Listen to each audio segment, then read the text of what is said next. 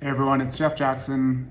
Today we're going to do a quick video on the purchase contract. So you are in the right place if you are a Bōde seller in the province of Alberta selling a single family home. So we'll do a separate video on condos, but this video will be for single family homes.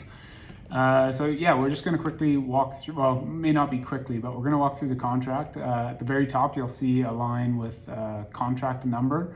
This is not overly important. Your buyer or buyer's representative may have filled this out.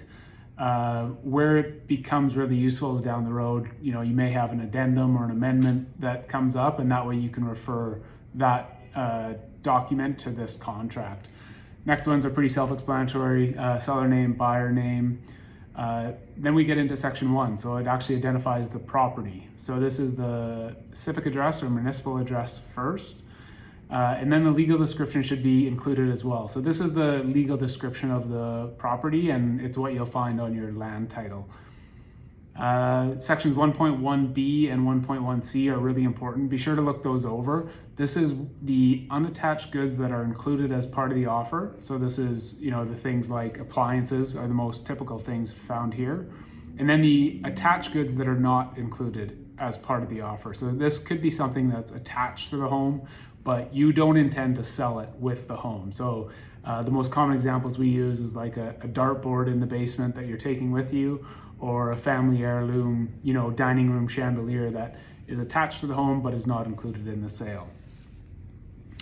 The big one, 2.1, is the purchase price. So this is the price inclusive of GST that's being offered for the home. 2.3 is what's referred to here as the completion day. We refer to it, more commonly as the closing or possession day. 2.4 is worth mentioning. Here it says that the seller represents and warrants that on completion day the property will be in substantially the same condition as when this contract was accepted. And it's also important to note that the attached and unattached goods will be in normal working order. Section 3 is a lot of definitions. The one here that I'll point out is that as a seller, you do have a duty to disclose material latent defects. These are defects in the property that are not discoverable through a reasonable inspection. They're material in that they're substantial or important, and they're latent in that they're kind of hidden. So these are things like if you've developed part of the property, maybe the basement without a permit, or if every spring in the spring, if your basement floods, those would be examples of things that are considered material latent defects. Of course, you already know that because you've disclosed that to us as part of the listing flow. Next section under general terms is the 3.1M. So this specifies which brokerage, our brokerage, Bōde, or the buyer's brokerage will provide this contract to lawyers upon closing. Typically in real estate, it's the seller's brokerage that provides conveyancing, but this can be either seller or buyer's brokerage. Moving into the next section, it's all about deposits. So again, typically a listing brokerage, in this case Bōde, will be the trustee for deposit money. Sometimes a buyer's brokerage will also hold trust funds. This doesn't need to be a brokerage either. So it's whatever the buyer and seller agree upon. So if the buyer and seller agree that the seller's lawyer shall hold the funds, that's fine as well.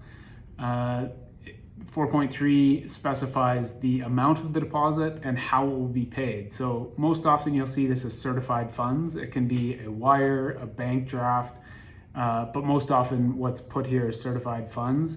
And it's really important to note that there's a deadline for delivering that deposit.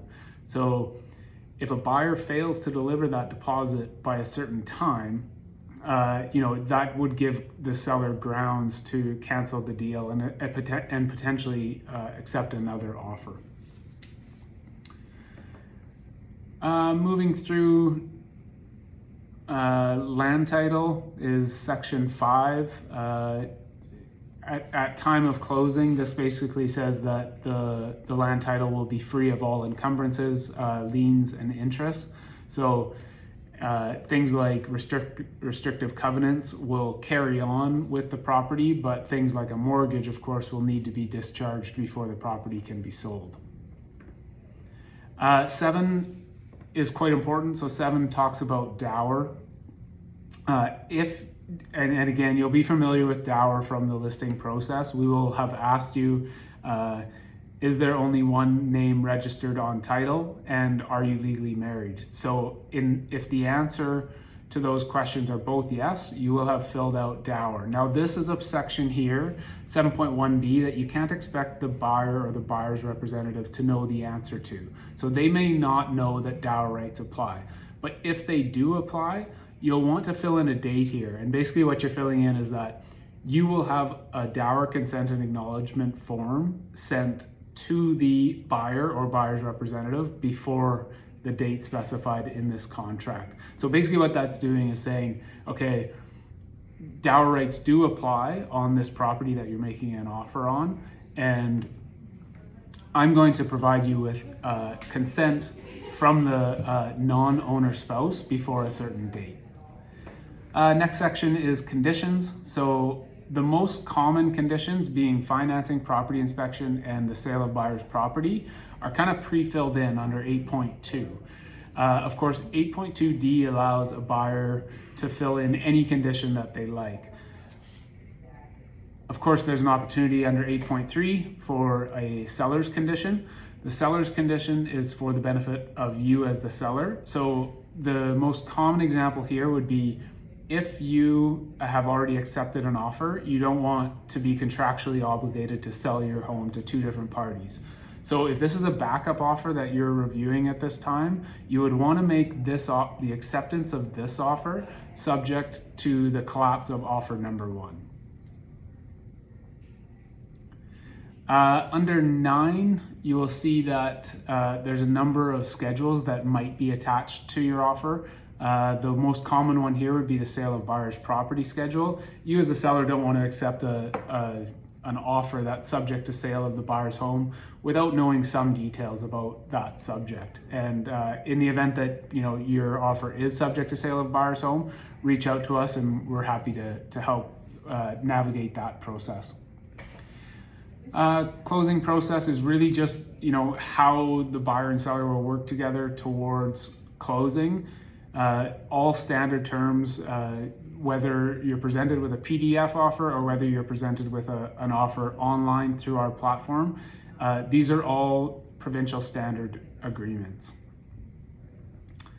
Moving forward to authorization, sometimes when our sellers receive an offer from a buyer's representative, they will indicate that my name and the brokerage name under seller's brokerage, that's acceptable. You may also see that a buyer or buyer's agent has indicated here that you are in fact self-represented, and again, that is acceptable as well. Moving down, section 15 is quite important. Basically here, the contract asks for another set of initials. You've got initials at the bottom of each page and signatures on page 6 of 6. Here, it essentially says that the agreement stands on its own and that everything needs to be in writing. So here, any side deal or things agreed to verbally are not contractually binding. So everything that has been negotiated should be reflected in this contract. Section 17, the buyer offers to buy the property according to the terms of this contract, and then they will have an expiration date. So the offer is open for acceptance until a certain time. Now, if that time elapses, that effectively makes this offer null and void. So if you have reached agreement and are wanting to accept the offer, that would come under section 18, where you will accept the offer and date it. And in order to be binding, that acceptance will need to come before the expiration of the offer under 17.2. You'll see another section on dower rights just below the acceptance. This is for the place where your non-owner spouse, if dower rights do apply, will sign off on this contract as well. The next area here called rejection. We don't see this used very often in practice. Most times when an offer is received, it's usually countered, with more agreeable terms. And if it is rejected, it's often just verbally stated, that we won't be working with your offer. Of course, if you do want to fill this out, you're open to do so. Finally, the last section of this offer is the conveyancing information. You don't need to have this information up front, especially if you're in the midst of a negotiation and these things are going back and forth. This information, our office will reach out to you if and when you reach agreement, but if you don't have it at the time of negotiating, if you haven't selected a lawyer to work with yet, you can definitely go to the Pro Marketplace, find one, but again, not an essential aspect of the contract to be binding at this time. Any questions, reach out to us, and best of luck. Thanks.